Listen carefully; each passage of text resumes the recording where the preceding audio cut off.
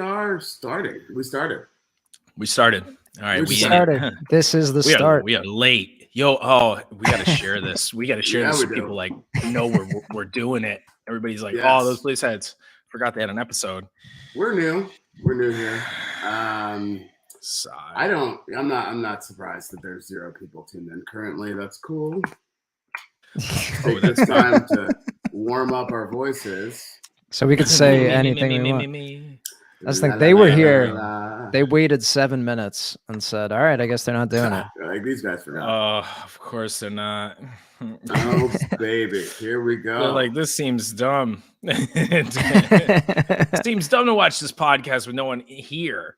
You know, no one here to actually broadcast the podcast, for example.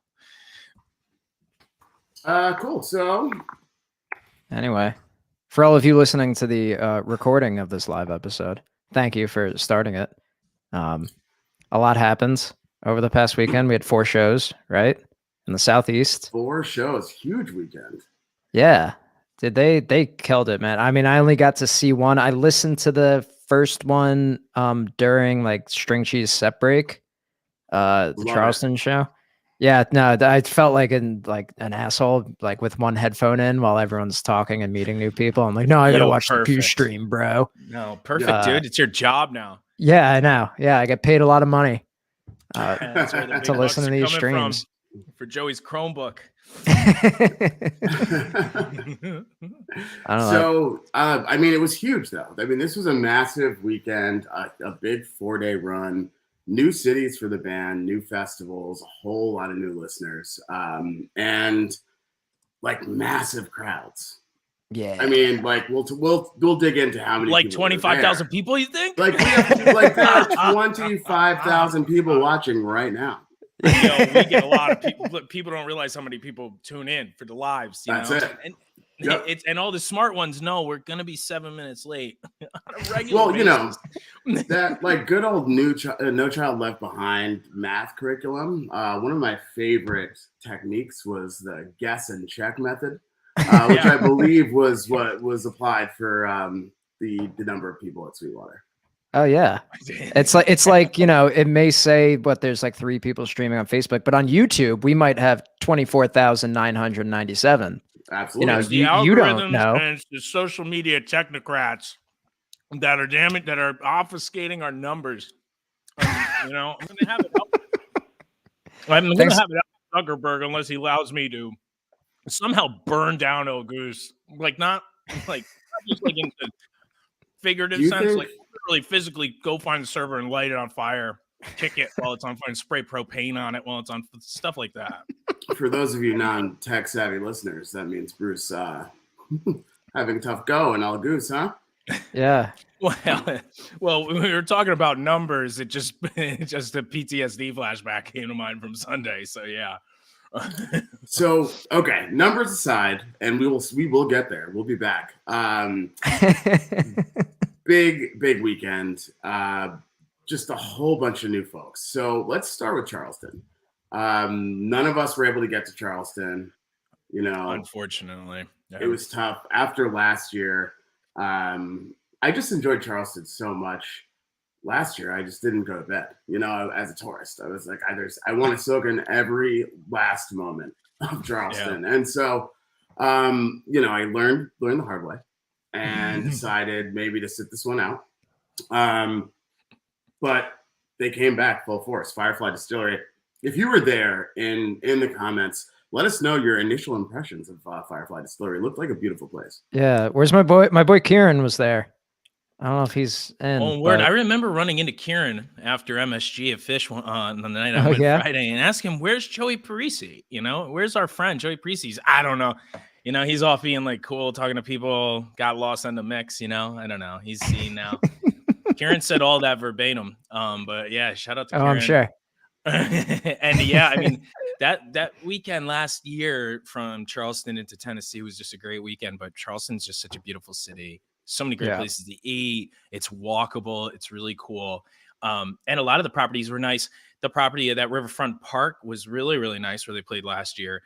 And Firefly Distillery looked like another cool place, kind of near the water, really nice, you know, field open. Seemed like people had a lot of room.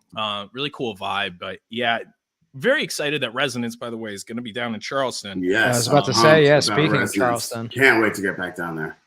I know, because then that's going to provide us a few days to be down there, and I'm definitely still eagerly looking forward to hopefully in the coming years Goose being down there for a 2 or 3 night run, because that would be absolutely epic and a ton of fun. Right. I mean, I remember after last year, like saying they've got to come back for 2 nights. They didn't. Nobody listens to us, of course. No, I don't know why. You know, let's talk about the set list, just because we kept our listeners waiting for a good 7 minutes. So Flopener, love it.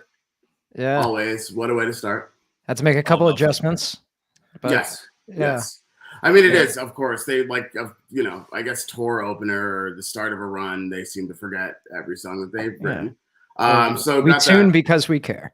Yes, exactly. You know, that's one thing that they tell you when you start playing an instrument is you should tune it. So just tune it during the song. Why not? Whatever. Indian River. Tremendous. Indian River.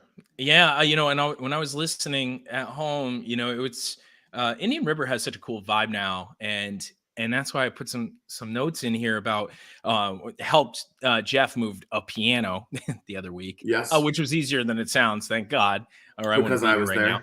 Oh, yeah, it was because of Greg. And anyway, while we're in the U-Haul, you know, talking about all the mixed tempo songs, because I've always had these mixed feelings about those new tempos with Tumble and with Echo when they come out. And we were talking about how Rick likes to keep things fresh. And obviously, as any of these musicians, especially Goose, been playing a lot of the same songs for so many years.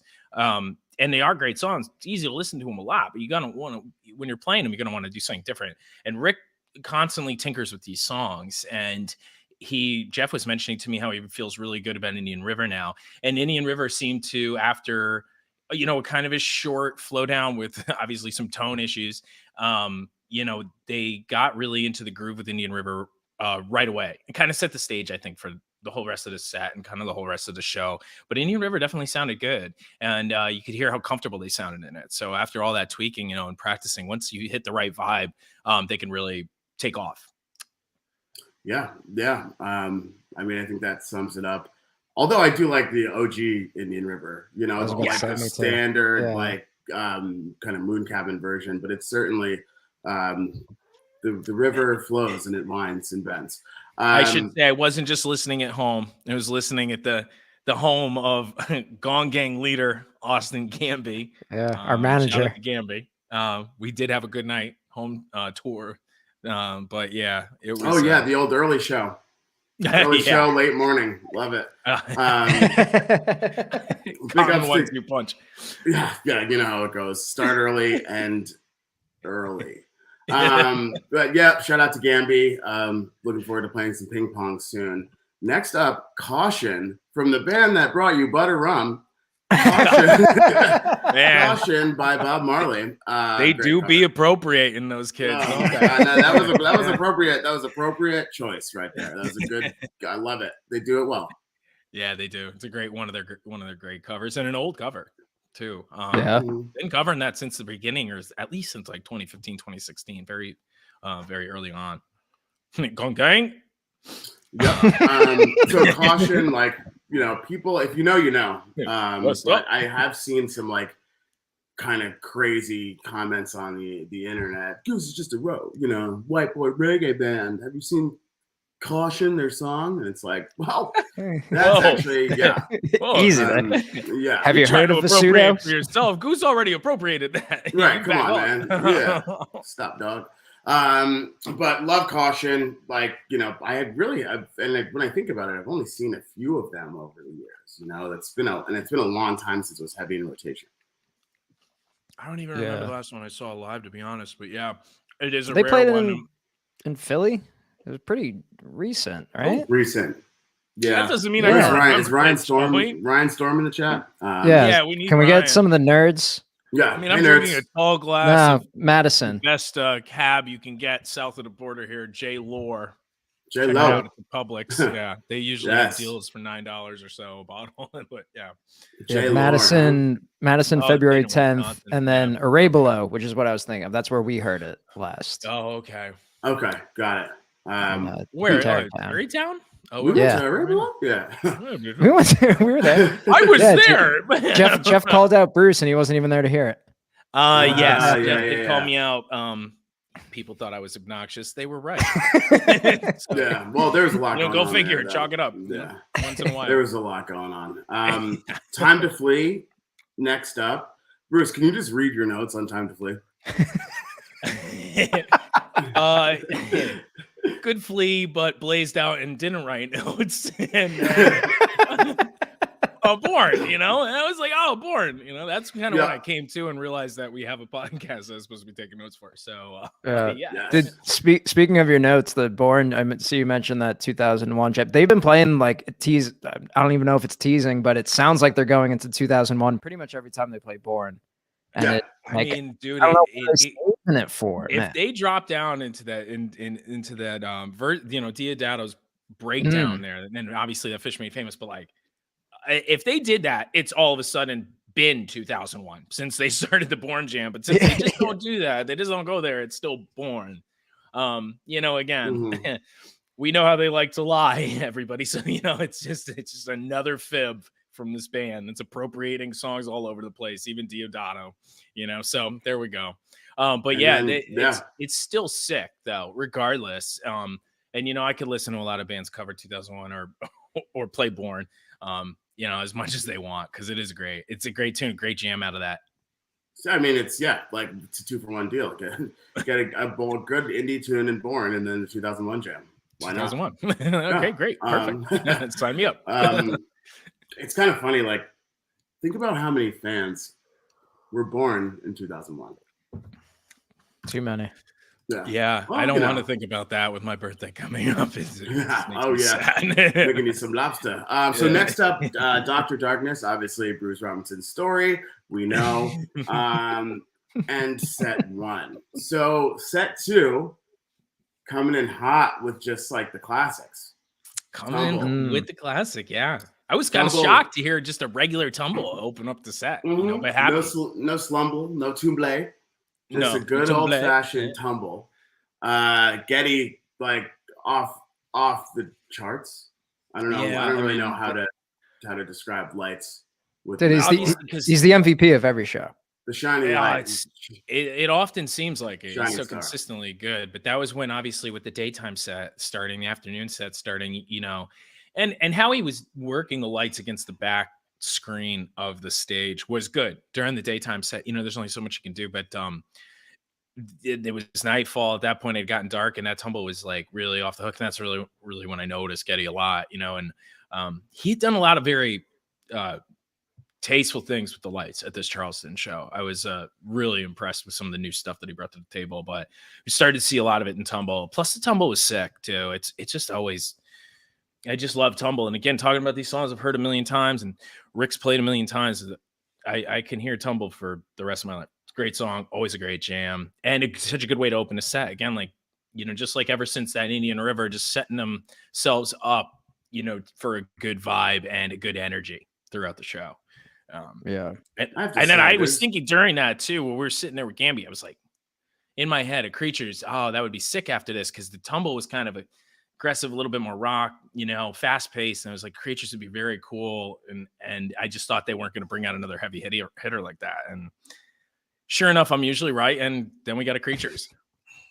As always, dude. I know. Joey's laughing because it always happens. If he didn't run Fantasy Goose, he'd be winning Fantasy Goose. Oh, he doesn't run Fantasy Goose. I quit Fantasy Goose because it was so easy. I gotta let the other people win some eggs or whatever they win. I don't know what they win. Remember we were gonna give out a belt for the champion? No, the belt still exists. We're gonna do that. We make a lot of plans. I got these prizes out. Creatures was fire. Great classic Creatures, but segue into Rosewood, which, like, give me some Moon Cabin tunes. Rosewood's my favorite.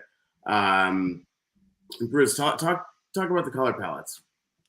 Oh, well, yeah. Like, I was just really watching Getty a lot during this Charleston stream, and I mean, kind of in part because John with his video directing, he's taken a noticeable step forward with this run of a few shows, and he was only doing these first two, and so when you get those straight on shots of what Getty's doing with the lights, it's really great. And he was doing some good stuff with overlay where you could still see what Getty was doing pretty clearly. And Getty had this blue and pink and purple kind of palette going most of Tumble and Creatures. And he was doing cool things with these geometric shapes on the background as well, but all of in that same color palette. And then this was the only time he kind of switched it up. It was almost like a pinkish, yellowish kind of hue. And again, I was just so focused in on what he was doing from home, because it's just so easy to see. You can focus in on whatever you want, really, in terms of the streams. When you're not at the show. So I thought it was interesting that he finally changed it up, but he did go back to the blue, purple, and pinks quick. And I mean, those are my favorite colors, so I was happy about that. But yeah, I just noticed that there because it was just starkly different from what he had been doing. And it was interesting that he was kind of keeping the same theme throughout, but it works with the songs. He always fits the songs very well. It's one of the things that makes Getty so good at this. Yeah. So we have 7 minutes to recap 3 shows before Let's go. comes on. Let's get it. All right. So good thing most of them were daytime sets. So Bruce won't be as focused on the color hues, and we can dig into the music. But Charleston closed out with Arrow, Magic Carpet Ride, Gabagool, Encore, Magic Carpet Ride. Thank Gabagoose. you guys. Gabagoose. And one thing I will say is that segue from Arrow, where they left the stage, left the repeaters running, and had this the weird tones going, and then led right into Magic Carpet Ride when they came back out. I really like that. Very tasteful. Yeah. They've been messing around with those delay and looping pedals, whatever it is. It sounds really cool. When they get down low, Rick gets on his knees. It gets weird. I love it. Yeah, new Asheville, baby, Asheville. Night 2 of the run. Bruce, what are you in a gator sandwich down there? Bacon, lettuce, tomato, classic. Perfect trio. Our manager. Just thinking about Rick on his knees. I'm sorry. Our manager doesn't like BLTs, but I'm a huge fan. Asheville, North Carolina. Opener, Echo of a Rose. Wait, well, first of all, Salvage Station. I was saying this, I think, the last live we had. There were so many missed Asheville shows. It felt like, or maybe it was just that was one of the ones that was supposed to happen right after the world shut down in 2020. I feel like anticipation has been building in Asheville for a long time. Had the Waynesville show, drive-in, 40 minutes outside Asheville. Good to be at Salvage Station in the city proper, opening up with Echo of a Rose. Yeah. Fast Echo. I've heard a lot of funny names for it, but I just think it's fast. I don't know. I'm dumb. I don't know music, but I'm just like, oh, Fast Echo. People have called it indie. I mean, Jeff called it indie echo. I think that's kind of what he thinks of it as. I don't really, as much as I hear indie overtones in a lot of other songs, I don't hear it as much in that. But again, I think of it like clavy echo. Peter really gets on that wall, it gets deep. Yeah, bouncy echo. I like that. Yo, John Lev understands, dude. BLT, CBD. God, there's so many good 3-letter acronyms. Hell yeah. But yeah. Yeah, BLT plus CBD. Man, yeah. And you wonder why we run out of time to recap shows. That's why I'm so relaxed all the time. Yes. We're so settled into, well, I mean, hopefully our guests are on our schedule and they'll be 7 minutes late. After Echo of a Rose, Jive 1. Poppin' always. Jive 1, Jive Lee. That's my thing. That's I'm team. Well, I'm team Jive Lee, of course. But if you got to get one to go into it, I don't know. Sometimes I like Jive 2. Did you write in the notes that Jive 1 to Jive Lee is the classic 1-2 punch? I actually did. I love that saying, classic 1-2 punch. You've heard it a lot today, as you'll hear it a lot throughout these podcast episodes. But it's a good saying. But what about Jive 2? Yeah, it's literally not a 1-2 punch. It's a 1-2. Yeah, it's like the 2-1. It's like it's a 1 Lee. One Lee punch. A One good lead little punch. one lead Lead. combo. Yeah, Yeah. it's kind of like the old Street Fighter kind of combos, but it's just they played it as a band, and we have it documented on Goose.net over 20 or around 25 times, and I'm certain that they've played it closer to 35 over the years. It's always been a classic sandwich there, if you will. But then Jive 2 has been kind of overtaking it. The Jive 2 into Lee over the last year seems to take predominance over that. So good to see. I mean, it's just a lot of energy, So hitting with the fast echo, Jive wanted to Jive Lee, and then Madhavan, they're kind of continuing the same theme from the second set of Charleston, just playing the hits, keeping the energy high, keeping the vibe going, and keeping the lights going. Dude, that and Madhavan jam was litany. Absolutely sick. I don't know what I have to do to get a funky Madhavan again, though. Oh my god, that's St. days, Louis, St. Louis 2019. Yeah. That was my favorite show. Well, that's not the last one that they've done, is it? No, no, Goosemas from the Roof. Yeah, I don't know if that's necessarily the last one. The most recent I can remember. That might have been. Where's our nerds? Nerds, when's the last Madhavan? Nerds, go. Yeah, nerds, activate. So following Madhavan, Sinnerman. Second time live, nerds. Sinnerman, Nina Simone cover. Second. It was definitely Goosemas. It was the second or third. No, it's got to be at least the third. It was Goosemas and then Philly. This is what people listen for is information. Yeah, us to figure it out live. Yeah, Philly. Imagine if we prepare. So no, I'm sorry. We don't imagine those things. What is this, a performance review? No, yeah, really. So really good Sinnerman. From the band that brought you Caution by Bob Marley, Sinnerman by Nina Simone. Set 2, Hashville, Wisteria. Love that for a set 2 opener. Let's explore. There's nothing else to explore. It's our theme song, dude. Yeah, right. Yeah, exactly. We jacked the title from Trevor, but I mean, again, it's just about setting up the good sets. Like it's kind of been a theme, and it's just a great way to set up the vibe for the second set. I don't know, it's hard to hear a bad Wisteria now. Plus, they don't play it as often, so it's kind of nice to catch when you're out one of these runs of shows. So good choice there. And then kind of spooky and spacey towards the end, and then into another kind of reminiscent of the Fast Echo a little bit, the way their cover of "I'm Writing a Novel" sounds, and it's another great cover. Yeah, it's bouncy too. You're right, it's a bouncy tune. Yeah, it is. Little funky, little bouncy, little misty. Yeah, but then. This was a lot of what I'd heard from people as a highlight. I got to listen to the whole Redbird today.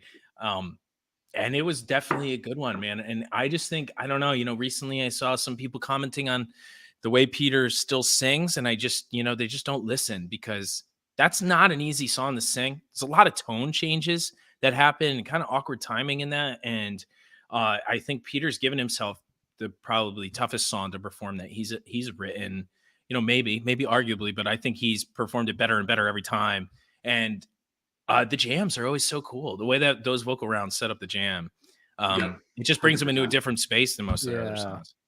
Yeah, that and Silver Rising too, like those kind of vocal layerings that they do at the end.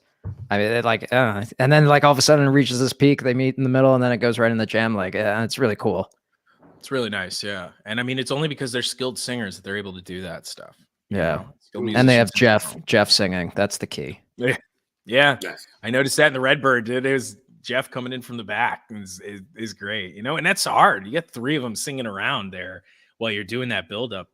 But it definitely sets a cool mood and a cool atmosphere for them to jam out after that. Oh, yeah. Next up, 726, Casual Ballad. Love it. Love bring a tear to my eye. It's the perfect spot for it. Yeah. Well, it's tough, I mean, I'm like, I kind of had to wrap my mind around it at first. I think as I was adjusting to it, being more consistent in the catalog. I'm a big energy set 2 kind of guy. Yeah. And I don't like any I don't like anything to slow my momentum, unless it's 726. I mean, I just think I kind of agree with Joey though there too, because like it's just if you're there in the moment, you know, you've been raging. Now you're in the second set, and you've gotten a couple big heaters with Wisteria Lane, and you know, Rick and Peter kind of went it. I'm writing a novel pretty hard in their solos, so there was a lot of energy. And then Redbird was a crazy transcendent jam, and then you finally get a little bit of a cool down towards the end, towards the back half of the second set, which is always like a place that I kind of liked it. You know, from seeing shows in the past, it just has to be, you know, you can't slow it down too much. Sometimes you don't want to necessarily follow it up with two slow songs, so, for example, but you know, it's all a game of feeling it out. And I think 726 fits in there really well with the vibe that they already had going for that set. And then especially because you're rolling in from Redbird to 726 to Dripfield, which is another kind of high energy, kind of intense song. You know, the drum line just sits off like that. Yeah, for sure. Dripfield, I love where it's going live. It's super cool. Yeah. All three of the new tracks that they've singled out from the album, I love live. You know, I know a lot of people are going to question Born.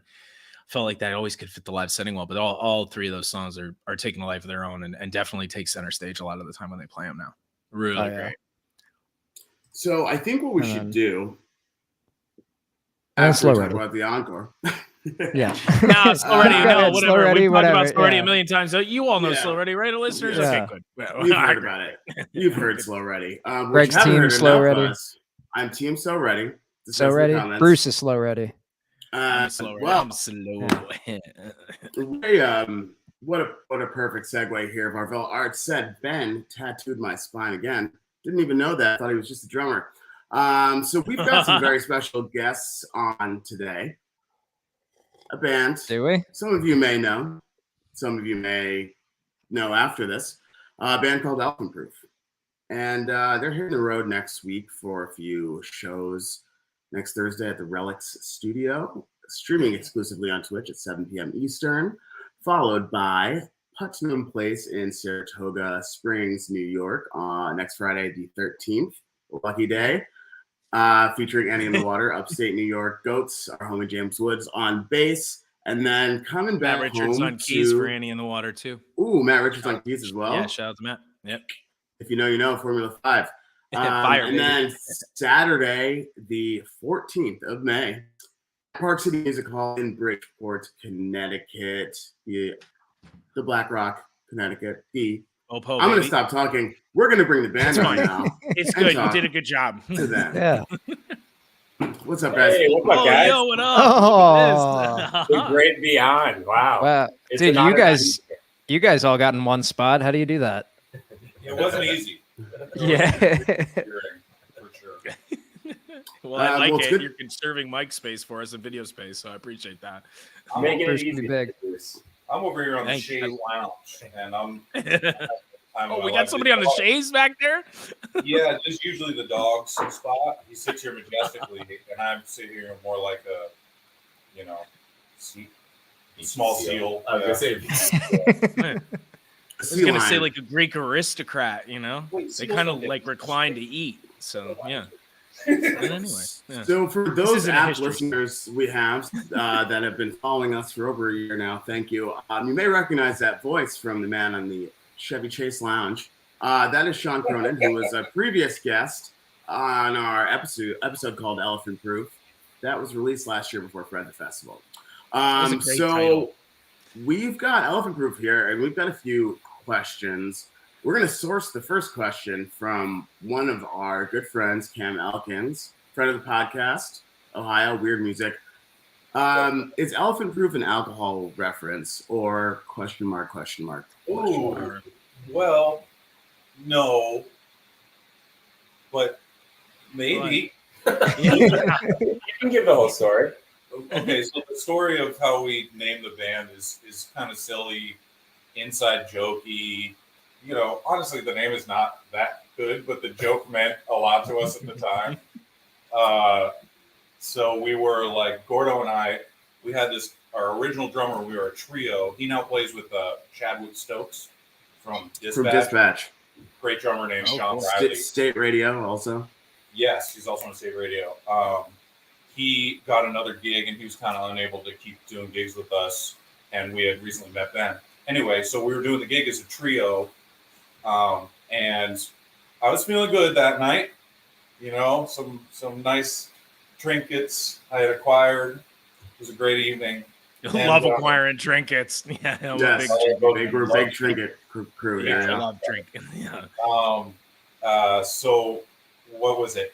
I was talking about this pool cover, right? Like a winter pool cover, and it's like extra strength. And the picture on the cover was an elephant standing on it, and I was like, that thing's like elephant proof. And the guys were like, yeah, like band name. I was like, Sometimes all it takes is a simple, beautiful, magical moment like that, it was and pretty Yeah. dumb. Really, the rest Wow. is history. It's That- true. Yeah. Is that your approach to It's actually songwriting as well? Like, do you go to Home Depot and you're like, man, we should just play this store song? Okay, no. It was like a viral video, and like everyone was like filming their dads like mowing the lawn, like dad time, and then they would have like the Home Depot song on, or like somebody doing like a super minor repair on their house, and they'd have the Home Depot song. Like, Dude, it fits. it went It's up- viral, It does. and I laughed every time I saw a video where the Home Depot song came on. I was like, you know what though? This is legit. This bangs. Yeah. No one It's- else it's not pretty hard. is Yeah, out there like stretching out and jamming out the Home Depot theme song. So- Neither should we really. We gotta stop. No. Oh no, you definitely should. No, you better Yeah. at least put the place Yeah. on there. We've but you know, why promised don't it to we? a lot of people. So for our listeners, because I can't unbelievably we have some. Maybe you guys would want to go around the room and just give a quick introduction of yourselves. Maybe what instrument you guys play too. So we could start with you, Let's start with Ben. Sam. I guess whatever. Everybody knows who the fuck Ben is, but let's I'm go. Ben Atkin. I play interpretive jazz flute in a yam band called Goose, Very well. You play it very Yes, well as well. and drums and other things. I don't know. And singing. Singing, lots of singing. No Yeah. singing in Elephant Cruise. I promise you that. So You sing? Already enticing. So Oh, just yeah. waiting for Doc here. We got to move on to the Doc. I'm excited. I'm Chris. Some people call me Doc. Yeah, and I play keyboard. And that's Dude, that's excellent. It's perfect. Sorry, I wasn't as eloquent as Ben. But was that eloquent? So I'm the other Sean of the band, and I play the Barracuda fish. Oh, it's a great instrument. It's pronounced And what is- fish, though. The Yeah. fish. yes, What does the other Sean play? Guitar. I don't know what you guys are playing over there, but I don't know. I haven't seen those instruments. I've seen people rip a mean barracuda fish, so I'm Slapping definitely the looking- Barracuda fish. whacking the Ooh. dumb long fish. Yeah, it's great. So Do we I guess have other the better questions? yeah, the last time we spoke, we were talking about the album that had come out and the upcoming shows. So now that you guys have played a couple of those shows, obviously like first was Fred, and then opening for Pigeons. Like, did it feel weird getting back on stage together? Or take a little time? You feel like improvement and feel like these upcoming shows are going to be, something else? It felt awesome. We got to get like another extra long practice session in for a couple of days too, and it felt really good going in. And it was kind of, it's funny being back in that, the opening in the big room situation. It's such a scramble to get all the gear on stage and get everything plugged in and get going. And it was a scramble, and I was nervous. And then we came out, and it felt like old times. It was awesome. And now I got the guys here for another few days, and we're working on some new stuff and tightening up the sets, and we're feeling pretty excited for what's going up. Oh, nice. Do you think Excellent. there was some any kind of additional significance to being able to come back and play that first indoor show in Boston? I think so. I've played the stage like maybe twice in my career, but they're both kind of smaller shows. They weren't even like real shows. that was the first time I've like really played House of Blues, and I've seen all of my legends, like all of my favorite musicians on that stage. Like I saw D'Angelo on that stage. Oh like, yeah. come on! I also saw Meshuggah on that stage. I mean, I don't even know where to start. all with across that. the musical Let it- spectrum. Yeah, I two mean, very that's different artists. why Elephant Proof is the perfect mix of D'Angelo and Meshuggah. If That's you take the middle of that, that's not far from what we're actually going Yeah, for at yeah. all. That's pretty close. But yeah, I mean, Lettuce is my favorite band, and I've seen them there a million times. I hung out with right them on. on stage last time. It was a great time. oh yeah, So to that point, I mean, I think what I experienced at Elephant Proof shows is a wide variety of music from hardware store jingles to really hard hitting jazz, complex time, but also accessible T-Pain. And I don't want to give away your answer necessarily, but thank you, Dondo. Who would you guys cite as your influences? You guys remember what we used to say was Chromeo meets Nine Inch Nails. That is odd. Yeah, I But can I hear don't that. know if that still applies. I don't know. What do you guys think? We all have our separate influences, and trying to bridge that gap, I think, is what makes it unique in what we're trying to do. I don't know. yeah, for sure. I think Gordo brings that like dark evilness, a lot of weirdness in I the think best so, possible. too. way. I And then agree. you go with a mix of like different jazz fusion, the hip hop, R&B stuff. I don't know. I think it's like a fun outlet musically for all of us to explore and have some fun. I also like the fact that there's no rules at all. Yeah. There actually are.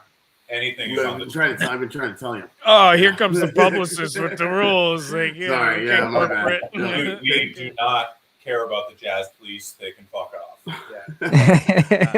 Yeah, no, all jazz cops are bastards. We can say that all the time. No. We've got a huge beef with jazz cops here at the Great Beat. Yeah. So this one is from She Does My Stocks, namesake of Generation. And what sort of creative muscles do you get to flex in Elephant Proof that you really can't do in Goose? And what muscles do you have left? It's a different vibe of things. It's kind of like brings me back to the stuff I was really into back in college, before I ever got into the jam stuff. All like the really tight, intricate music with crazy hits and like figuring out how to take all the rhythmic options within a very specific set of rules and trying to navigate this complicated material. And not to say that Goose doesn't have that, because some of the stuff we play in Goose is definitely very technical. But I don't know, the way this stuff is kind of built and arranged and put together, it's just it kind of just scratches a little bit of a different itch musically. Would you say Butter Rum is the most technical song you play in Goose?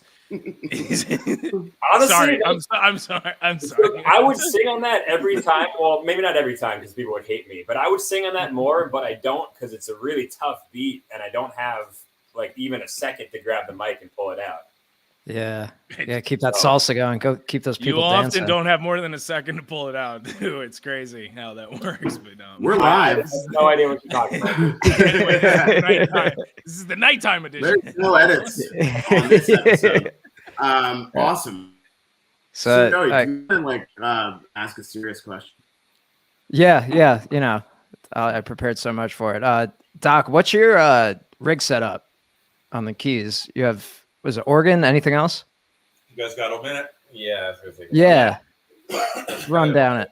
It's always evolving. We're doing some different things now, so I've got some more gear for some stuff that we do through click, so it's a little different. Running back in tracks, which we don't do. No, it's, I mean it's a thing. Jazz It's like I boys. get DJ. That's fine. But yeah, I like to have like all the different actions. I like to have a weighted keyboard, a keyboard with some organ feel. So I have two Nords, one for each. Okay. I have a Modi X, Yamaha Modi X for all the synth stuff. And then I have another sub 37 analog synthesizer. And yeah, it's all of them. That's Nice. Take notes, Ryan Storm. Sub 37 for like bass, like Yeah. P bass. Yeah. Anyway, he doesn't do that. It's fine. So Sean 'cause you have a Gordon, bass. Sean Gordon, Yes. without asking the rest of the band, paint a picture for us of where you'd like to see Elephant Proof be in the next few years. I would like to be playing some huge venues. I want to be, I don't know, I want to travel the world. Yeah, You know, man. I hope that we can maybe at some point like go to Japan or like play a bunch of festivals or do like a festival run. Mm-hmm. Some weird late night shows. I'm all Yeah, about the I got to say real quick, these guys are some of the most known and respected musicians in Boston and gig all the time, like with this scene of people that is some of the most top-notch musicians. But I'm really excited for them to get out and like the jam scene and people across the country to see these guys and play because they are easily some of the best people I've played with. So we're gonna have some fun with this group. Yeah, dude. And you mentioned late night sets. Like you guys, like just from hearing the album and then B seeing the late night set at Fred, like man, like it's tailor made for end of the night. You just want to get dark and weird and go into a deep dark forest and middle of Virginia. Keep an eye out because there may be some late night shenanigans coming up. Yeah. I thought you were gonna say keep an eye out for me in the dark forest at night, but yeah, Always. Everyone should always do that. That's same thing. know that. Good to keep your head level, in those situations. So, yeah, I'm definitely looking forward to late night. Man. It'll definitely be and playing in Japan. Oh, hi, Micah. She's saying hi, Ben. Oh, Jesus. But playing in Japan would be a far cry from the first videos that Ben showed me, you guys, when he was getting a little excited about getting the group back together, man. And some of those videos on YouTube of you guys playing basement parties, I was like blown away at the time. And those are from 2014. So definitely when Ben was telling me that, and when you guys were able to play, the late night at Fred and this first show at Pigeons, it's the excitement is palpable, man. And a lot of the fans are hearing it too and really liking it. So excited to see what you guys bring to the table, Putnam Place, and to Bridgeport, because that's going to be a lot of fun. I'm very much looking forward to those shows. Hell yeah. That's crazy. You checked out that basement party show. I have to say, if you want to hear what we sounded like back then, check that show out. Aside from, I remember that night we didn't have a set list. But we've been playing together enough so that we could actually improvise some of those transitions on the spot. And that's what we did that night. And dude, it was the wildest fucking house party to ever go down. So we're gonna recreate those on the 13th and 14th with your help. If all you guys come out, we're gonna have a good time. We're pumped for it. The Relics live stream on Thursday the 12th, and then Putnam Place up in Saratoga, Park City. That's my birthday, the 12th, so I expect some big things. Yo, let's go, bro. Are you gonna be there hanging with us? I mean, well, no, Greg didn't invite me. Greg just invited did. Joey today, and I was like, dude, what the fuck's the deal I on got the room on the guest. podcast? You're invited. You're invited officially. Oh, well, thank you. It'll be the Dang. unofficial Bruce Robinson He's birthday party. He's probably got like a birthday thing going on where he's going to go to a strip club. No, he doesn't. No, I'm completely He doesn't. abstinent and asexual now, so I don't go to strip clubs. And My man, yo, over there. Yeah, dude, definitely, dude. Asexuality all day. And it just saves me money, I've just been on austerity measures for a while. So Everyone be sure to post an Elgoose birth. Yes, yes, for sure. So, let's not remember that. we have you guys released EP last year before Fred. That was a solid collection of a lot of songs that were written almost 9 years ago. And so looking ahead and knowing that schedules are complicated, and frankly, the older I get, the less creative I am. Do you see yourselves writing more music, debuting new songs? No, I'm all done actually. See, I'm saying I agree, dog. Let's retire. Yeah, wrap it Release up. that greatest hits album. Yeah, no, actually, we were talking about this earlier. So far in the return of the band, we've kind of had to rehearse in order to get ready for these sets specifically. But we're definitely carving out some time after these shows just to get together for the purpose of just jamming and songwriting. Actually, you know what? Right before this, we were joking, Gordo and I. We don't write songs; we just rewrite our own songs. Literally, we've played each of our songs in like a different key, a different music genre. Like we'll change the key of a song so that it'll fit the song that went before it. Ah, I see. And Kind of sometimes like we'll Tumble. play our own songs in different styles, and then we'll write these transitions that like bridge the song together that become their own song. So that's my excuse for why we haven't put more music out. First of all, because Well, it's also- we're just writing these absurd Yeah. Well, we have permutations of our own music.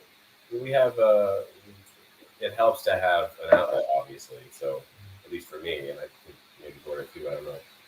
Just like it's been easier to like focus in and like put some stuff together, write some new stuff. Because Talk about that new song you We just got showed stuff. us. Oh yeah. So Yeah. we're gonna be debuting a new song that I wrote at the Relics show. And Oh, then, hell yeah. Bruce's birthday show. yeah. Yeah. Come on. And It's- so There we go. Gift. I'm Yeah, I'm looking forward to that. Definitely. Yeah. I mean, that EP album, I was playing outside some stupid little deli in Wilton, and this old lady walked by my car. I'm just like sitting there waiting for my egg sandwich, and she was like, "What is that music you're playing?" I'm like, "Oh, you mean this dark clown music that you're listening to?" And she was like, "Yeah, it's really good." And I Krampus's was like, Workshop. "Oh, well, it's my friends." Yes! I was like, "Yo, this old woman gets down." I was like, "Yo, you want to hit this J?" She was like, "Yeah." But it was incredible, and it's just some of that stuff that you guys are saying about how you mix all these different styles and so much of that album in a very short span covers a lot of ground, so it definitely is also making me excited to hear some of the new stuff that you guys will come up with, especially after being able to play again together. That means a lot too. And once you guys get to click more again, it's definitely going to be interesting to see what you can come up with.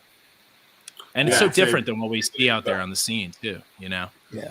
In the words of Luke Beeman, you practice a little bit, a couple years, 2-3 years, you'll be playing Putnam Place. One step at a time. It's Luke Beeman. Hi, Luke Beeman. One of our famous guests a couple weeks back. This question's from Colin. So Colin's wondering what new music you guys are digging right now. What's in your cassette deck? Otis McDonald. all day. We do a cover of an Otis McDonald song, "Crazy Wasted Tame It." Okay. That's one we've done a couple times. Such a banger. Yeah, sorry. Go ahead. That's Ronald's second cousin, right? Yeah, Ronald. This is was that a joke? I think You interrupted the band for that. That was fact checking. Yeah. Stop. Otis McDonald is really sick. I've been listening to a lot of Tennyson Yes. and also what else? Can't think of the name right now. Yeah, we'll just call it Tennyson. Oh yeah, and All right. Brothers Johnson. Brothers Johnson. Oh, that's Yeah. Oh, yeah. That's so hard. Oh my god. Lady Chris. Wheels on the Bus. Baby Shark. Funny because he's not lying. Yeah, He's literally Step and Frog. Bangers, Yeah, but Bangers, slappers only. Shark. just gas. Twinkle Twinkle. Oh yeah. Dude, speaking of children's song, the Couch does a great cover of Conjunction Junction. Ooh, That really? every single day I listen to that song. Oh yeah. That's a So, banger. I Yo, mean, that's not really a children's song. That's more of a like middle school. Yeah, that's No. advanced. I mean, I guess Working you're, out words and phrases and clothes. Yeah. if you grow up with a Connecticut He's education, got I it guess. in him too.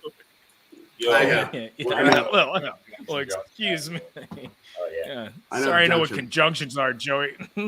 My bad. I don't. So don't Ben, know what about you? nothing What are you listening to besides selections from Drip Seal? I've been listening to Corey Henry put out a new album pretty recently. That is awesome, Yeah. and I got to see them actually live for the first time. They were on the same stage as us in Beale Street, and that was incredible. Just 3-piece band, and then 2 female backup singers that were badass. And it was awesome. Awesome. Were you able to catch Megan Thee Stallion at Beale Street? I was not. No, I was pretty much stuck over. Our stage was like. You had to play like Goose music, and we didn't even get to sound check, but we all we're just like stuck hanging around waiting for everything. But silver lining is like when you're dealing with gear and Corey Henry is playing right there, it's not the worst way to. Yeah. Not one of your worst loadout moments. No, well, loading out was a Modest Mouse and Weezer. That was a fun day. Oh, that's pretty cool.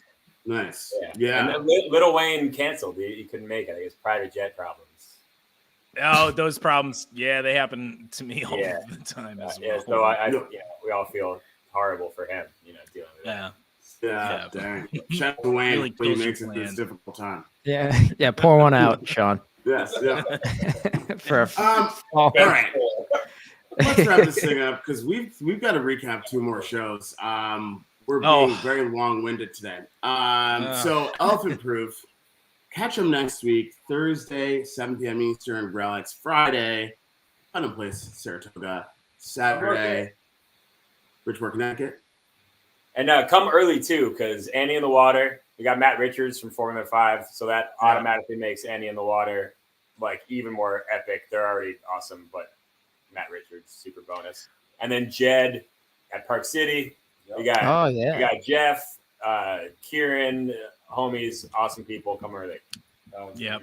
Oh yeah. And if anyone hasn't checked out those Relic streams yet, they're pretty sick. Like they get pretty intricate with like the camera work and everything. And your guys' music, like the light show that's gonna come out of that. I don't know. I'm kind of excited to see what the guys at Relics have. Oh yeah. Good things. I can't wait to see it. Oh yeah. Well, thank you for having us. Appreciate it. Guys. Yeah, thank you guys thanks for coming on. Yeah, thank you guys for sure.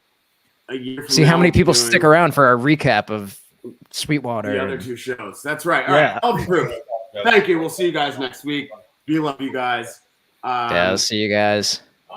Later. Very excited for next week.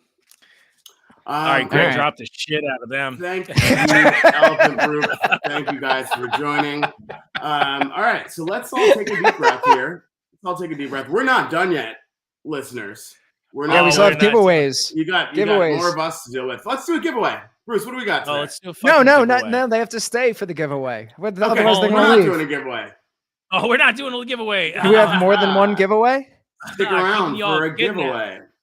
No, I think if we have more than one, we could do one now and then one later. No, dude, what do you think? We're made of giveaways here, Joey? Yeah, come on. Still on our dime here. Come on. All right, so let's talk about Let's talk about Sweetwater. All right.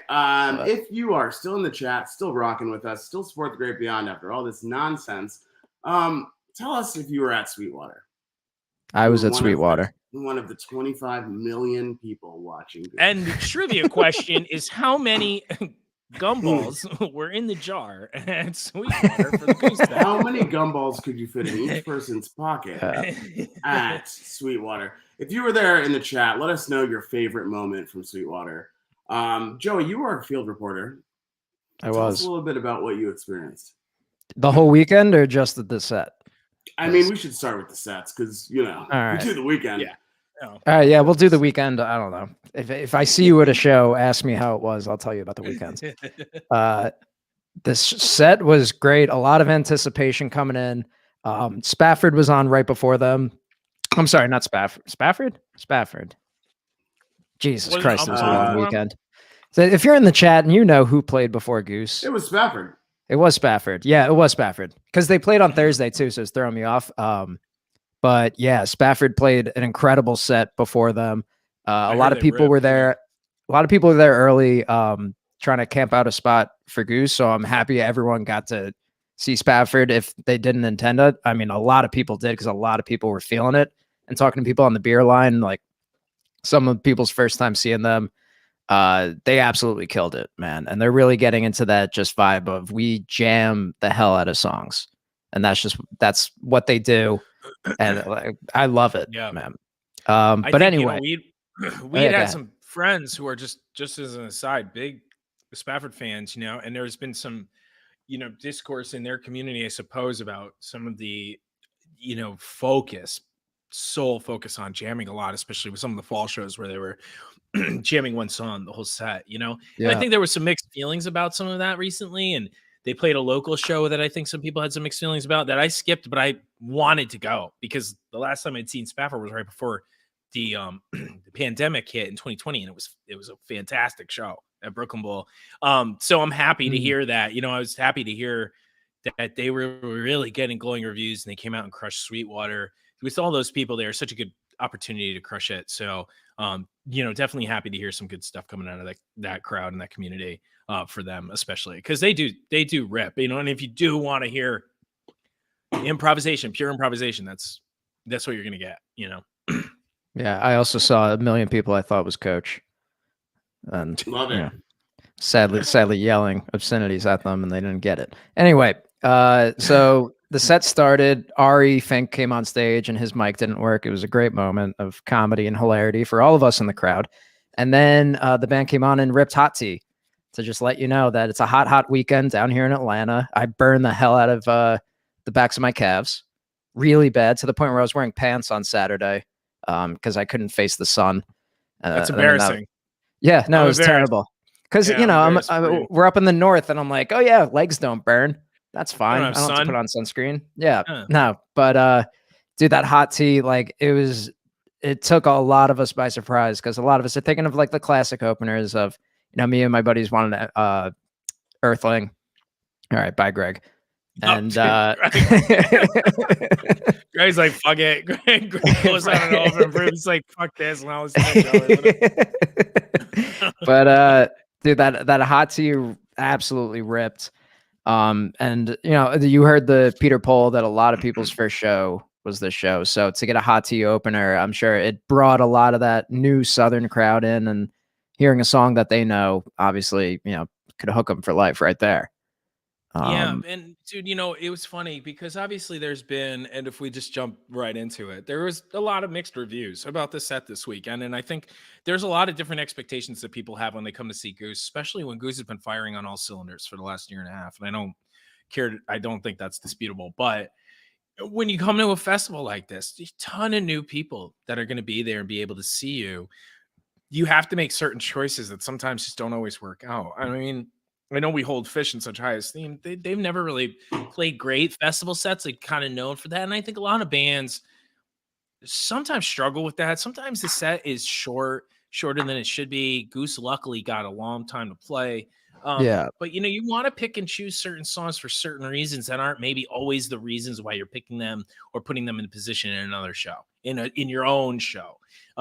You know, so to speak. So you know, I think that Hot Tea, when we were listening on the stream, I was even thinking in my head, you know, it sounds like they're taking a little bit of time to lock into a groove on a song that normally Rick and Peter get right in to their solos and lock in on something very quickly. You know, I could see that they were trying to find somewhere to go in that, you know, and I think there was just a lot of motion after, you know, finishing up at Asheville, coming in, loading in at 7, sound checking at like 11, you know, and then playing at 5:30. It just I was sound check at 8:30. Oh, 8:30. Oh my goodness, dude. Yeah, no, they had they got out of Asheville like 2:30 in the morning or something, and had like a 4-hour drive. Sam King, tour manager, awesome tour manager, was like telling me about the schedule. It just sounded like I felt so bad for that crew, but man, they came in and ripped, and the crew's one of the best in the scene. So obviously they got it done. Absolutely. But then they go into Rockdale, which just, you know, gives me all the feels. Absolutely love that song. I mean, every time I hear it, I think, why can't they just play more Visuto songs that we saw at Fred? But, you know, I love Rockdale. It's obviously, you know, that's the Rick Visuto song, man. And that one has come out, and I mean, because of the reception of that song, that's why they've played it a lot since then. And God, they They crush it. And dude, I mean, they always crush the jam. I love the song itself, but the best part of that song for me is that ending part where they come out of the jam, whatever kind of crazy shit they're doing, and then You think it's that over. very melodic singing portion, and then back into the chorus, and then back into the original riff, and then they close it out. And it's just the most epic ending every time. I really do. What a great song. What a great new song. And it'll be interesting. One thing I'll say is whether or not they can record that as a pseudo song or a Goose song, because they played it so much now as Goose. Only played it once as a pseudo. So it'll be interesting to see. Yeah. Yeah. I mean, I thought it was a really strong start. Like, make a statement coming out of the gates. Hunger Site, drop a new one on them. Why not? Yeah. You know, I do feel like Hunger Site is like an arena rock song.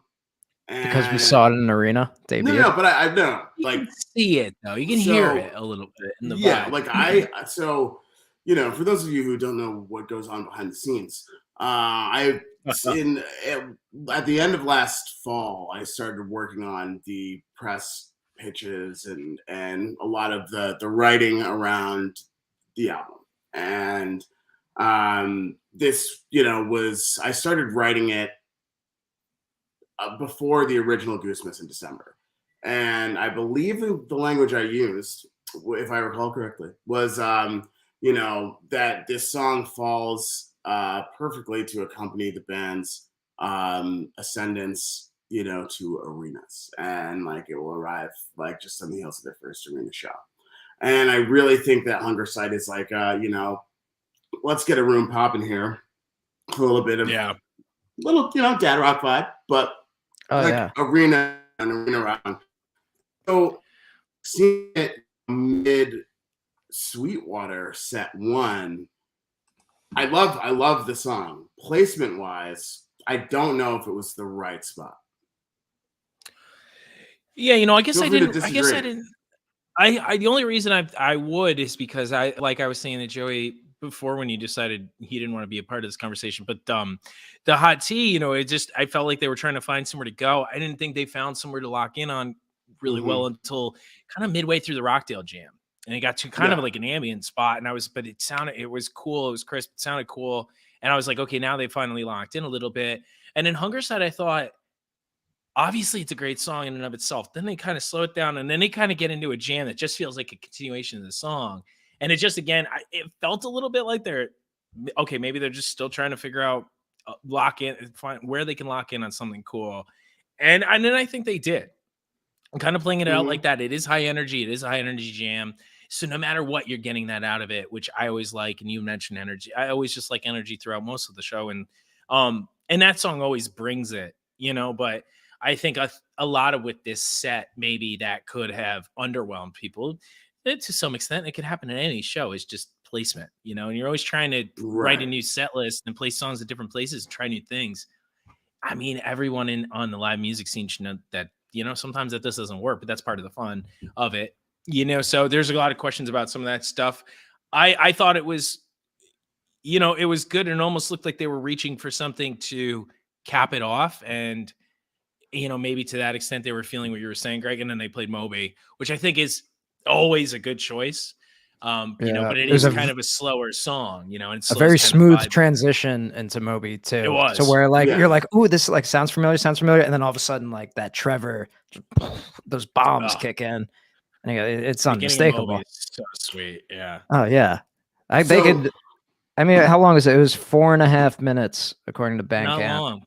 No, I mean, they could just sit on that riff for as long as they want. It just gets deeper and deeper.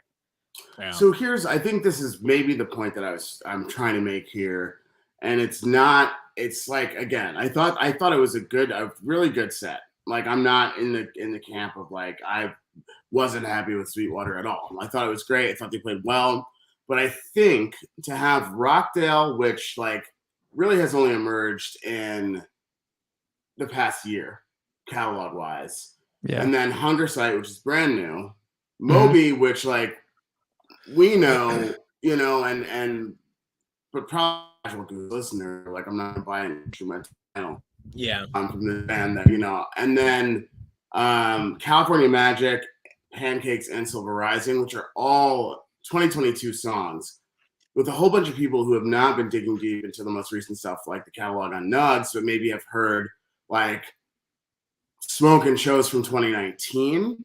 I think that maybe some of the allure of the set, and also like all of these, with the exception of Rockdale, like the jams for California Magic, Pancakes, and Silver Rising are so exploratory.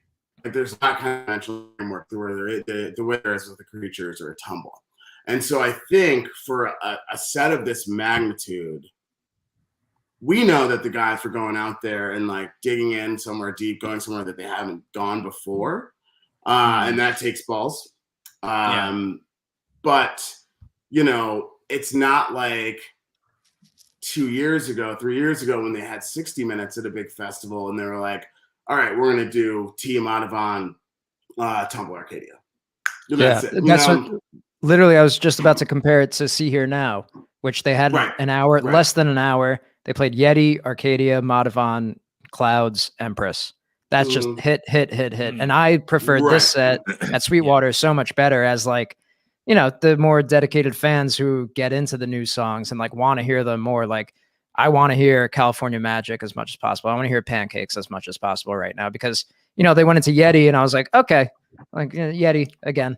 All right, let's have a dance party, which again, you know, it always sneaks up on me. I could talk about every single Peter song sneaks up on me and the jam is just like the guy writes such good jam vehicles. It's wild. But you know, but and also besides the new song thing, which can always throw some people off, is the fact that you had Moby, which didn't ring in as a longer or an extended Moby. I'm not sure they've ever given that the proper jam treatment, but they've extended it a bit, done some cool stuff with it. That was a fairly standard version of it. Yeti was a fairly standard version of Yeti. California Magic has, I feel like, clocked in at 9 minutes or somewhere about that every time they've played it. And then Pancakes is obviously, I think the point of that song is to set this weird vibe that song creates and to have an exploratory jam out of it, which is great. And I think our buddy Emax was on the chat before and he mentioned that was the jam of the show, you know, and I believe that. And I agree. But then you get Silver Rising again, which is, here's another 8-9 minute song. These are great songs. I think California Magic and Silver Rising are great songs. A lot of the new songs they've been writing, I'm very impressed with them. It's hard to keep new songs going that are good, that people like. But, you know, again, it's not even just that they're new songs or that they're good or bad. It's, you're getting a lot of songs, you know, and I know I've rolled my eyes at Fish shows sometimes where I'm getting like 10 songs in a set. And it just depends on the band and what you're playing, what you're doing, that a lot of times that might not matter. But I just think that's another reason that you could add to the pile of why there might have been some mixed reviews or mixed takes on it. You know, it's also because you're getting a lot of songs, but it's a festival set. It's a festival set for 25 million people. And so in those cases, you know, you're going to want to give people a really good taste of what you're doing, where you're trying to go. And I think that's really was what the point of what they were trying to do at Sweetwater was. So one part of Silver Rising that I will note, it like obviously Trey was up next at the main stage, so a lot of people were trying to time that right. Yeah, and Silver Rising came in, and maybe 1 million out of that 25 million started to head over to the main stage, which for me 5%. Was great. I had so much more room to dance because then, you know, those people lost out on a sick Empress. So that's their own fault. Which, like, again, sick Empress, short Empress, you know, only had a little limit. Another short 14-minute Empress. 14, yeah. But I mean, we were saying, like, it reminded me of Denver because, you know, again, a lot of this crowd was a pretty new crowd where they still knew all the words, they knew when to clap. You know, it had that feel of, you know, it's like absolutely a crowd favorite, Empress. So Peter, Peter, I'm reading Peter's comment. Peter's here? So I know Peter Chase's comment. Peter Chase. But so Joey, like, you were there. We were not there. I was just sitting on my sofa, counting individually each person. 1 million, 2 million, 3 million. Trying to win the gumball contest. Yeah, like guess and check method, baby. So like, what was the vibe like? You know, during. Because really, I mean, this entire set, it's like pretty new song sandwiched between Hot Tea and Memphis, right? Like, Yeah. Rockdale's pretty recognizable, but everything else is, either pretty new or doesn't have lyrics. So what was the vibe like within the crowd? Like, what was the sound of 26 billion people clapping like? So the amount of hands that went up as soon as as Pancakes started, as soon as Peter threw his hands up, everyone just started cheering because they go, oh, okay, I know what song this is. So even though it's a new song, people were into, Pancakes from the start. The vibe in general, people were getting down. People were dancing. I mean, you got to think they started at 5:30 on Saturday on a hot weekend in Georgia. Like I was exhausted. I was so tired by this point. So people saw a lot of music the 2 days before. It was a hot day. They're getting a little drained, but I mean, it didn't feel like that. People everyone was up. Nobody, I mean, obviously you're at a festival seeing one of the, hottest bands at it. Like nobody's sitting down. People were packed and tight. And I was about even with the front of house. Like we had a pretty good spot, like on the edge of the lawn. There was this pathway kind of going diagonal down the middle of the crowd. We were kind of on the edge of that path. And I looked behind me. I couldn't see the back of the crowd. Like it looked huge. And then the picture they put up as like the Nugs cover, like I didn't realize it was that many people. Like people who went to the side fences who were like, oh, I just want some shade and some room. Like they had no room. Like this place was absolutely the entire world population was in Atlanta for the show. So I mean, talking 8.9 billion people. And billions and billions. No, a lot of people said there were 26 million there. Yeah, I don't know. Yeah, There's a lot of people saying it's the biggest hit in Sweetwater history.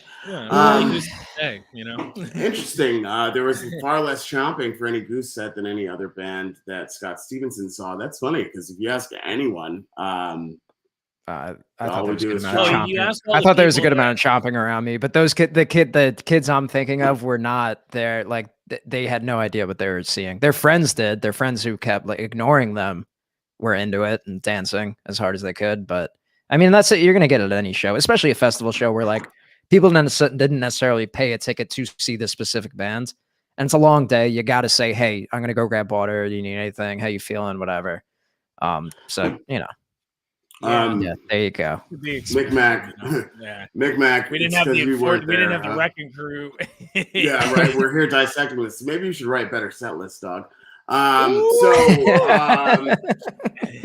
So okay. Sweetwater, check it off the list. Regardless, a milestone performance for this band. Well deserved. Yeah. Well, hopefully they're back. Hopefully, they're on the main stage next time. Micmac, I love you, dog. So can't wait to see what happens when they get back. Maybe Snoop Dogg will be there next time, and me and Bruce will go. I forgot he was supposed to be there. Yeah, that's when my plans changed. Oh yeah. Yes. Yeah. So I get that exactly. If Snoop's not there, I'm out. All right, so let's move on. Let's put on our blue suede shoes and board the train and touch down in the land of the Delta Blues in the middle of the pouring rain. Oh my god! Walking in Memphis. I mean, that was where did that come from? That's better than the Ronald McDonald joke that you made before, whatever.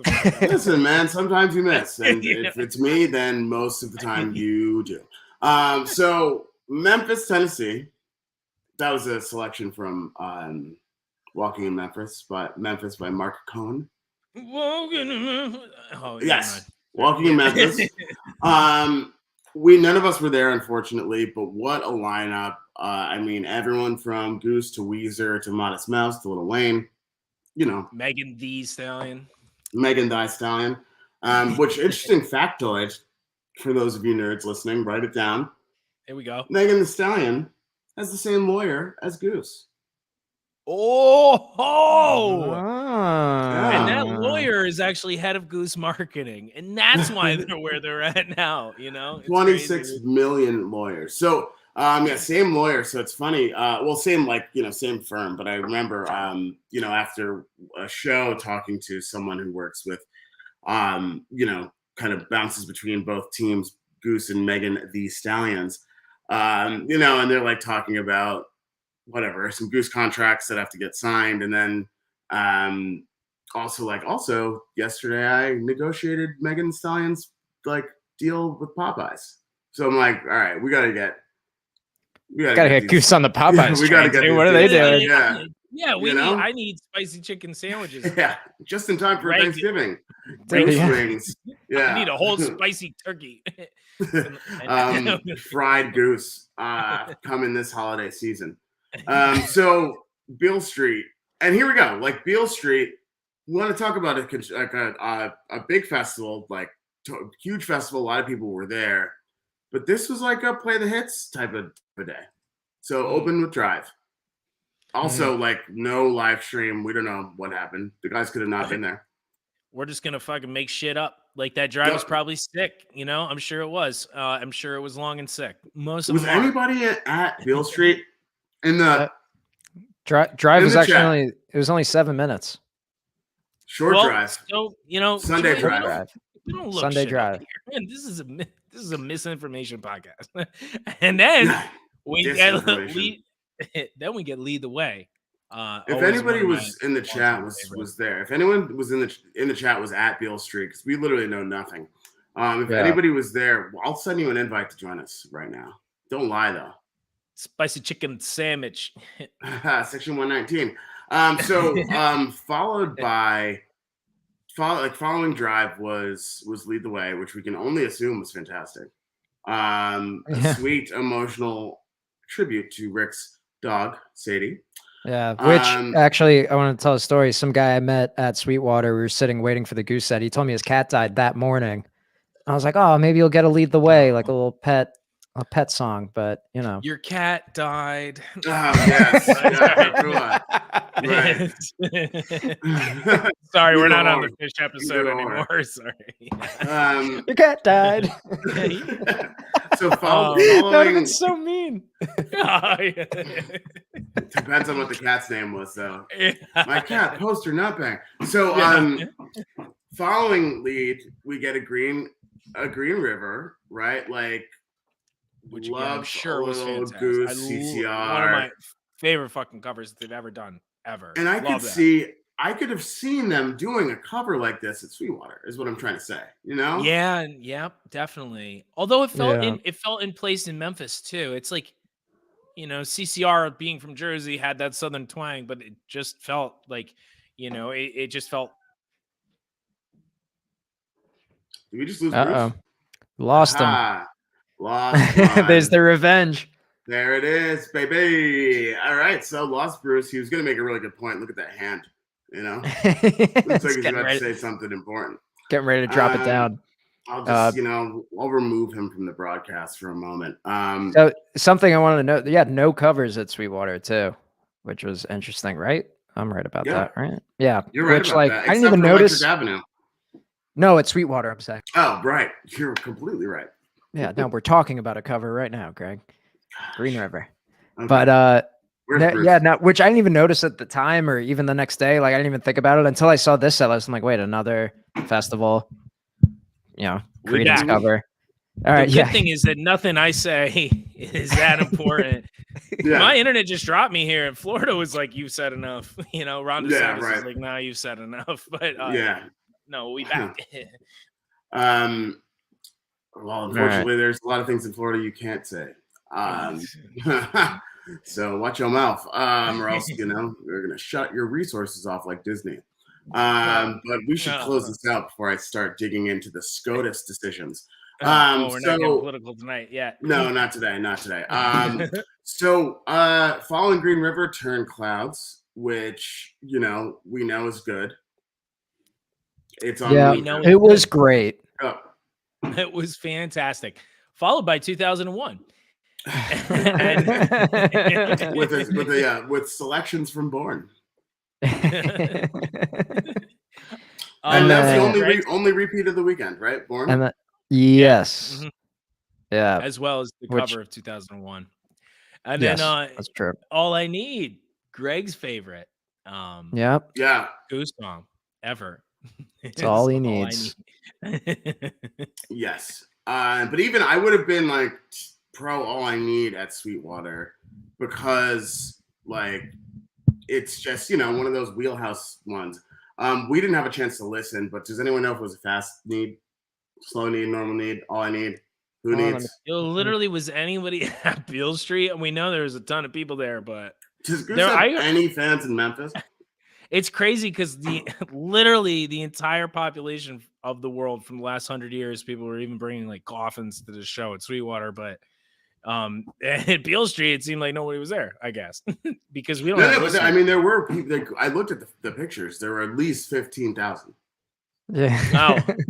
Oh, I see. I didn't even bother to look at the pictures. I just figured everyone in the world was tired from being at the set the day before. So. Oh no, it was the Beale deal for sure. It was a Oh. slow all I need. It was a Right. slow need. It was a It slow need. was. Okay, all right. Yes. They don't play the Um, fast one unless it's Halloween, dude. Dude, Oh, rare. You gotta get those bookends. Never comes. man. And then Electric Avenue, which I think they went like right into, they segued into Electric Avenue, which is always nice to get that little bump, bump, bump, and then like all of a sudden, yeah, That was the other part. that's yeah, But yeah. I was there you kind go. of surprised. I was surprised to see Electric Avenue on the set list. To be honest, I figured something like some of these things that we've heard so many times in the past, Electric Avenue, Disco Inferno, you know, Ghostbusters Jam. Some of these songs they're not making those appearances anymore. You know, and Which is okay. No, it's it not. is. Yeah, it is. No. You know, For some of the they- newer I- fans who like listen to those 2018, 2019 sets like nonstop, we want to hear them. We want I want so many goofy 80s covers, man. dude, nobody. Every we don't- every I mean, little I thing need she some does is more magic. I've been Loggins. dying, dude. Oh, Yeah. I was thinking about that the other day though, but I can't wait for them to pull that out again.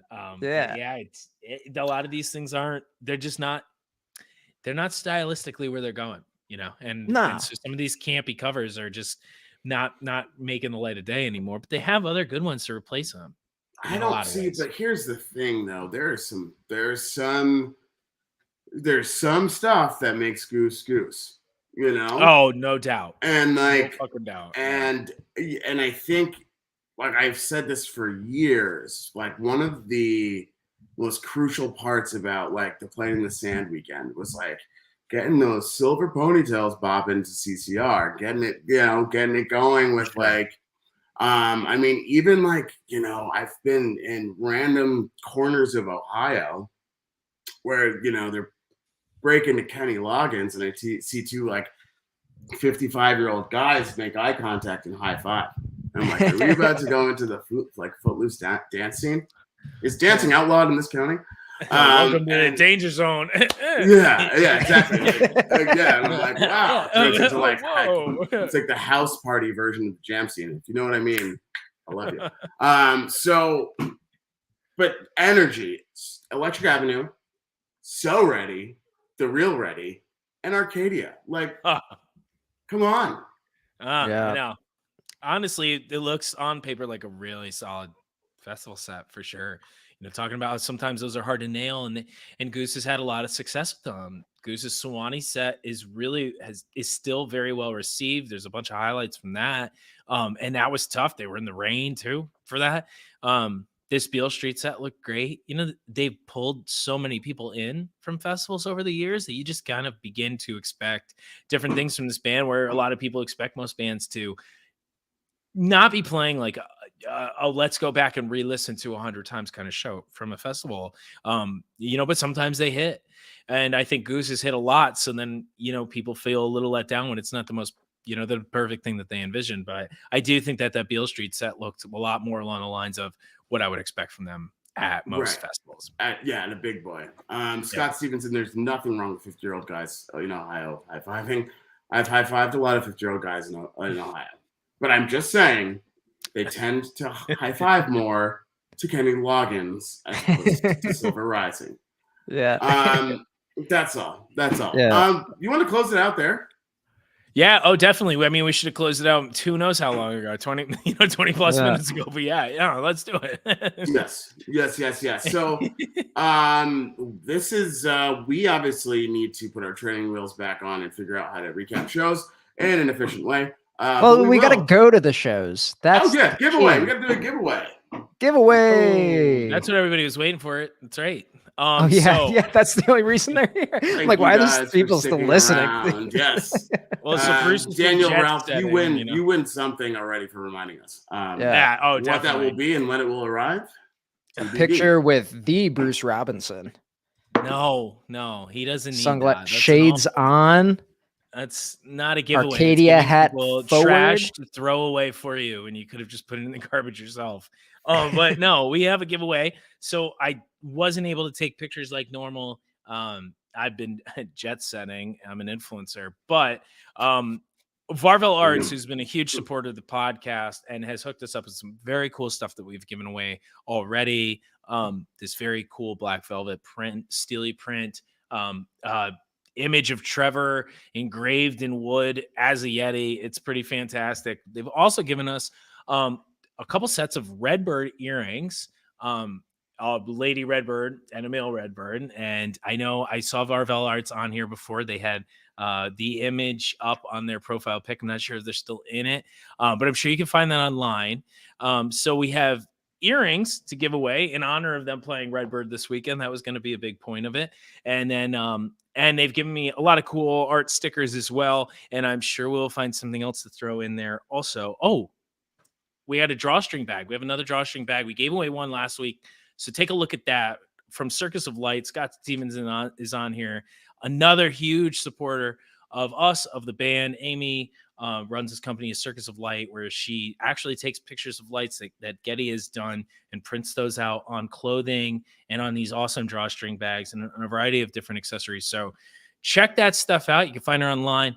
A lot of cool stuff. So we'll give away that bag as well with those earrings and stickers and maybe something else that we'll throw in there. So maybe a Knicks hat since they suck and not in the playoffs anymore. But I don't need it anymore. Maybe that. So that's what we're going to give away. And now here's Greg with, I'm sure, a very interesting trivia question. Oh, it sure is. So, back in summer 2016, Goose played a one-off festival. Never happened again due to several reasons after attending. They played this show in the summer 2016. I want you to tell me the old song that they closed set one with and the name of the festival. Yeah, And it was- I thought it was gonna be the name of the festival was gonna be the question. That would have Name been of- too easy. Name of the Oh, festival and the last song of set one.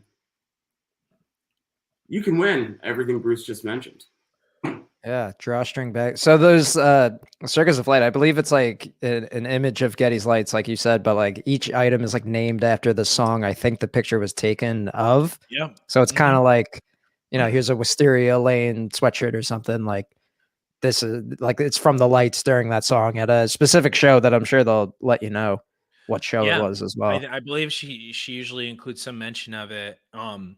And also that, you know, these are images that she's taking in and playing with the patterns, you know, and creating a pattern for the clothing or for these accessory items. The drawstring bags are awesome. Those ones that you can really like, you know, fold up tight and, you know, very compact, but can also fit quite a bit. These bags are really cool.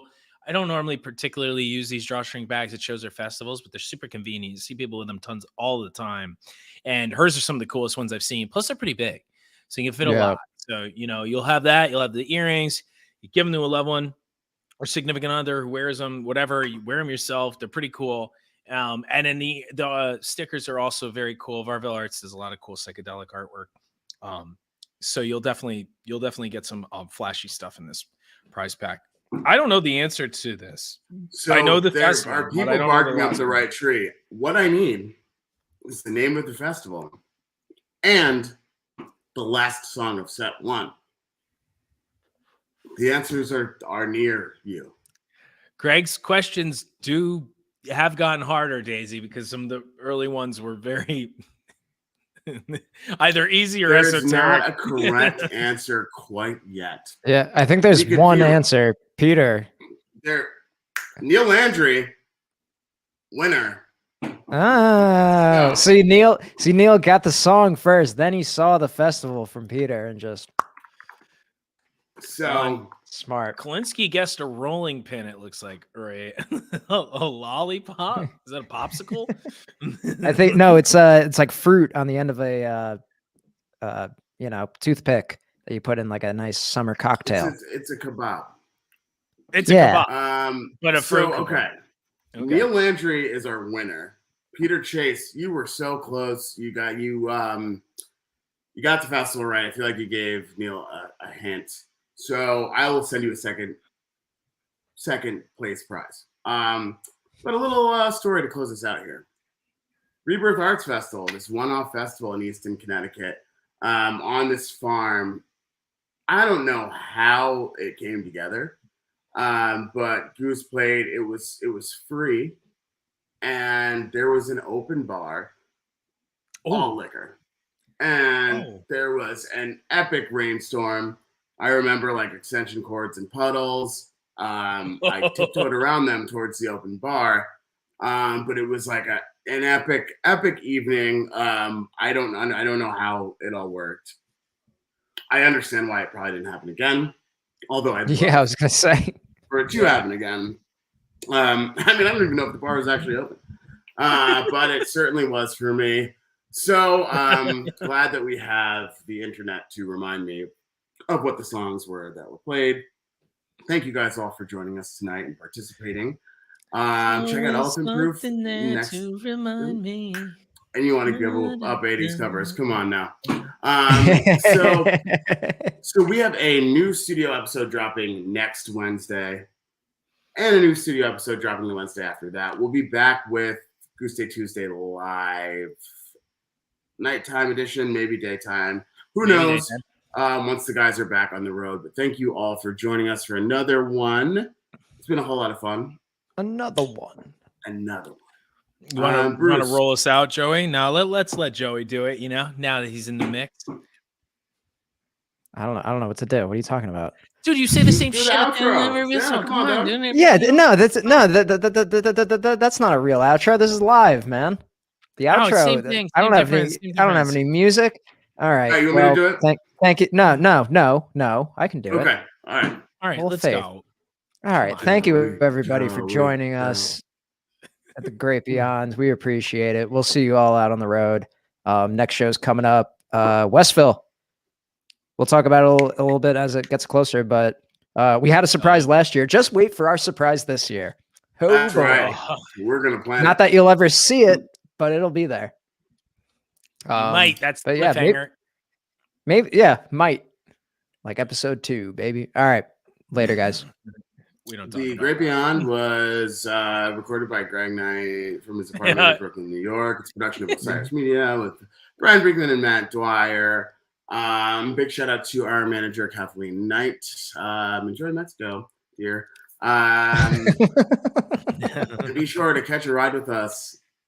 down Wait, the pathway and to- our guests, Elephant Proof. And our guests, Elephant Proof. Thank them. Take it Oh, away. well, there Yeah. you go. Now Joey Yeah, wants see, to do this- the outro. There's an outro. Well, all right, I'm fine. The Great serving up the way Beyond. up. Be sure to catch a ride we're with us gonna next catch y'all time. next. Next time. Take it. Time.